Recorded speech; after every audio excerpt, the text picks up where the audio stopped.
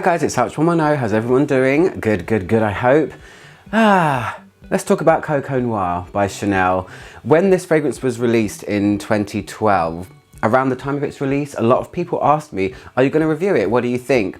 This has become, or has been, one of my most requested reviews, and I've always smelled it in passing. I've smelled it in airports, or when I've seen it in shops, I've given it a brief whiff, and never really been inspired or overwhelmed by it, really. But recently, a bottle of it came into my possession, so I have had the opportunity to spend time with it. I've worn it 4, 5, maybe even 6 times recently, so I can form an opinion and I can tell you what I think about it. So this is my review. So this fragrance came out in 2012. It was created by the in-house perfumer for Chanel, who is Jacques Polge, alongside Christopher Sheldrake, another very prolific perfumer.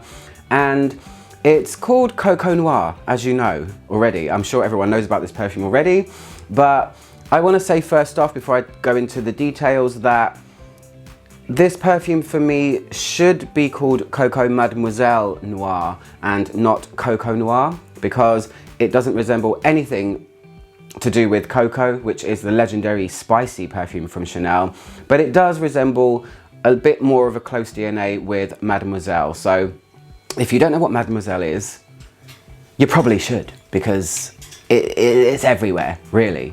Anyway, let's get into the details and then I'll tell you my take. So the top notes of this fragrance are grapefruit and bergamot. The heart notes are rose, jasmine, daffodil, listed as narcissus, and then geranium.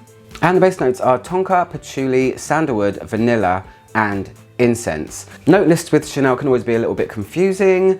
I have seen different ones written in many places and there always are conflicts, but there's a general theme. So I'll tell you how I think it smells and we will go from there, okay? Okay, let's spray it on my hand. Let's spray it on my hand. I will say the Chanel sprayers are always very, very good.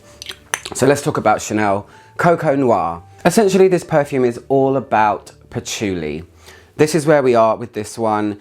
It is also the central theme of Coco Mademoiselle. And I will say, working in the fragrance industry, I am continuously surprised by customers that say, I don't like patchouli, I don't want to wear anything patchouli, or don't want to be shown anything with patchouli. So I say, okay, what is it that you wear? What's your go-to? What's your favorite? And they say, Coco Mademoiselle. So I surreptitiously, smugly have to tell them, you do know it's a patchouli perfume though, right? I don't do it with such jest or such, arrogance. I do say it's a patchouli perfume. And what we're dealing with here is patchouli on a commercial level, patchouli that is essentially dumbed down, and all of the nastier, more challenging facets of patchouli oil taken away and made super friendly, because Chanel need to sell 1 million bottles of this stuff. They're not going to make it ugly. And they have to be in keeping with their glamour and their smoothness and their elegance that they're known for. But the very first few minutes are citrus, of course. That's where we begin with a lot of fragrances. I will say the citruses in here, bergamot and grapefruit, again are muted. They are covered by this patchouli, so it's never a zingy citrus. It is, you can feel that there's a citrus in there, but you're already in patchouli world. Big fat patchouli world. And the patchouli in this perfume, which is the main core of it, is sitting in a somewhat fruity syrup-like texture with some jasmine. The same goes for the jasmine in this one as it does for the patchouli. It's jasmine on a friendly commercial level, because if it was real indolic, dirty French jasmine, it probably wouldn't sell as much. So this might sound like it's going to be a negative review. It's not. I'm just giving you my feelings on it. I actually like the way it smells, believe it or not. So that's where we're at. We're in this syrupy, patchouli type place. There is an element of fruitiness that comes from I don't know where, and it's a kind of nondescript fruitiness. It's somewhere in the realm of berries. I don't know, but it feels like kind of like a lot of perfumes I've smelled before put together into one. It's kind of unremarkable, but also pleasant at the same time. We have to talk about the noir, because is it really noir? No, there's only so many times a perfume brand can dress up a perfume in a black bottle and call it noir or night or anything like that. This perfume doesn't really feel noir. It's definitely slightly darker than Mademoiselle, but it's nowhere near as dark as Coco. So that's where I stand on that one in terms of the theming. I have quite a lot to say, so I'm probably going to jump around. Bear with me, bear with me. The other element that is very big in this perfume, but it's kind of fractured, is amberiness. There is an ambery, rich, sensual feeling underneath this perfume, but it only comes from the fact that there are notes in this perfume that constitute the amber accord without them saying amber. So you have vanilla, you have patchouli, you have tonka, you have sandalwood. Lots of these things can be elements of the amber accord depending on how it's built.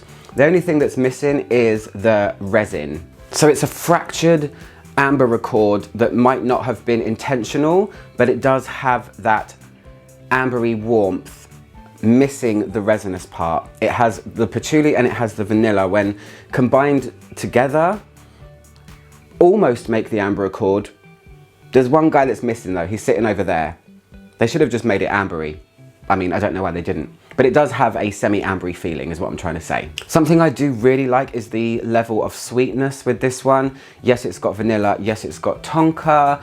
It has other sweeter notes in there as well, like rose, I think was in there. I don't know because the note list has sent me all over the place when I've read them.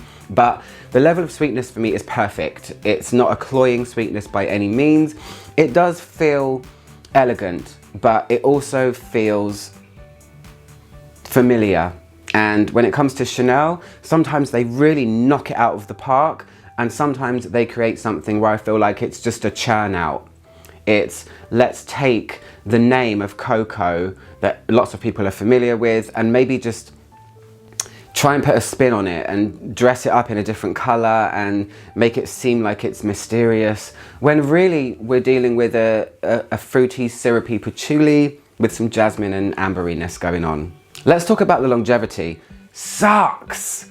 Oh my gosh, it sucks. I know that I have the newest formula. I can imagine that the older one probably would have been a bit better. I have to apply this perfume probably every hour because it is one of those fireworks at the beginning and it gives you all the promise of something kind of cool, and even if you're not too fond of the smell or that it's not super inventive, yay, it's got some punch and it's got some power and it's a little bit explosive.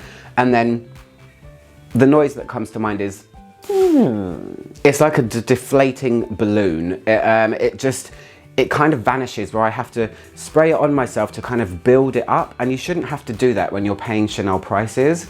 So I will say, if you're a Chanel fan, I mean, you're probably going to like it. If you like Mademoiselle, it's very likely that you're going to like it, but you shouldn't have to reapply your perfume that often.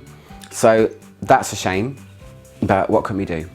It's the curse of the reformulations. Dry down's really elegant, and I will say that the fragrance does stick very well onto fabric, but then again, that's true of most perfumes, so you shouldn't have to spray it on fabric, but that's what I will be doing with the rest of my bottle. I'll be spraying it on a scarf to keep that longevity going because, you know, there is something kind of cool about it. Dry down's much woodier. The sweetness never gets overbearing. It kind of sharpens a little bit when a little bit more of the woody notes take hold. So it crisps up a little bit and the amberiness is taken a little bit of a back seat.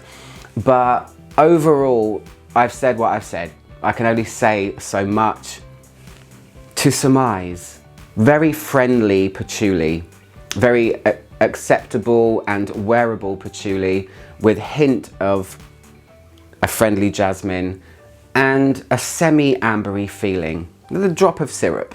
There you go. That's what you're going to experience when you wear Coco Noir by Chanel.